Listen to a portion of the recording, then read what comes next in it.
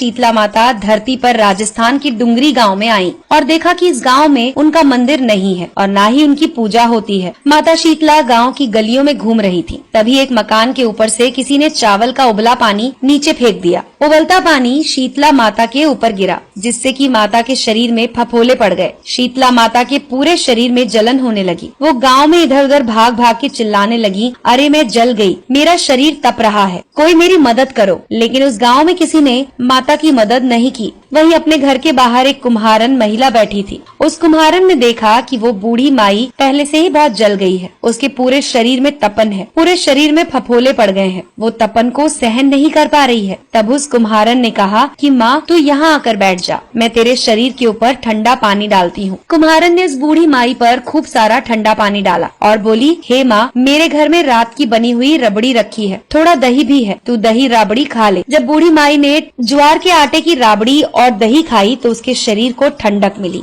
तब उस कुम्हारन ने कहा, माँ बैठ, तेरे सिर के बाल बिखर गए हैं, ला मैं तेरी चोटी बना देती हूँ। कुम्हारन माई की चोटी गूंथने के लिए कंघी से बालों में करती रही। अचानक कुम्हारन की नजर बूढ़ी माई के सिर के पीछे पड़ी तो कुम्हारन ने देखा कि एक आंख बालों के अंदर छुपी हुई है। ये देखकर वो कुम्हारन डर के मारे भागने लगी। तब उस बूढ़ी माई ने कहा कि रुक जा बेटी, तू डर मत, मैं भूत प्रेत नहीं हूँ, मैं शीतला देवी हूँ। मैं तो इस धरती पर देखने आई थी कि कौन मुझे मानता है, कौन मेरी पूजा करता है। इतना कहकर माता ने अपने हीरे जवाहरात के आभूषण पहने हुए, सिर पर स्वर्ण मुकुट धारण किया हुआ अपना असली रूप उसको दिखाया। माता के दर्शन कर कुम्हारन सोचने लगी कि अब मैं गरीब, इस माता को कहाँ बिठाऊं। तब माता बोली, हे बेटी, तू किस सोच में पड़ गई है। तब उस कुम्हारन ने हाथ जोड़कर आंखों में आंसू बहते हुए कहा, हे माँ, मेरे घर में तो चारों तरफ दरिद्रता है, मैं आपको कहाँ बिठाऊं। मेरे घर में ना तो चौकी है न ही आसन। तब शीतला माता प्रसन्न होकर उस कुम्हारन के घर पर खड़े हुए एक गधे पर बैठ गईं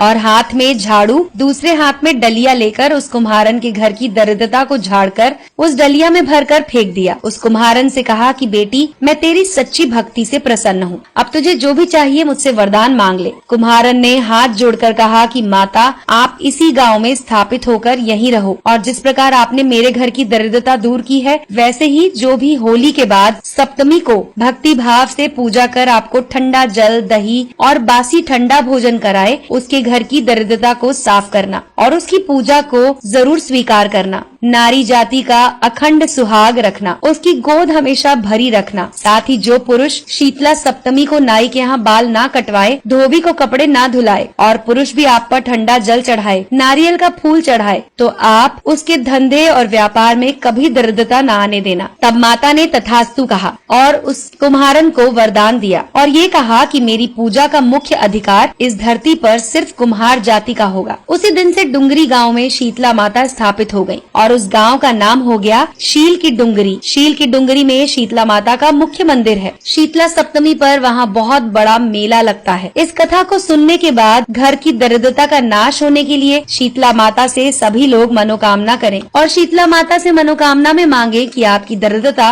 दूर हो जाए। दोस्तों, अगर आपको ये कहानी पसंद आई हो तो